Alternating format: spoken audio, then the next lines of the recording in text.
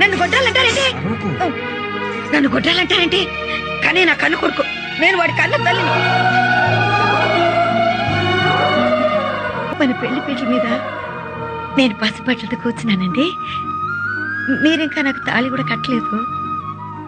చిన్న చిన్న అడుగులు వేసుకుంటూ గులాబీ రంగుతో పెద్ద పెద్ద కళ్ళు పెట్టుకుని నా పక్కకొచ్చి నా చీర చెంగు అలా లాగి చిన్న చిన్న చేతులు అలా చాపి అమ్మా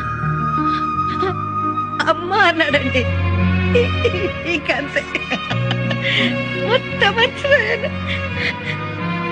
ఆ రోజు నుంచి మురారి నా కొడుకు, మురారి నా కడుపులో పుట్టలేదన్నమాట నేనెప్పుడో మర్చిపోయాను. మీరెప్పుడు ఎందుకంటారు? ఆ మాట చెప్పి నేను ఎంత బాధపడ్డాను.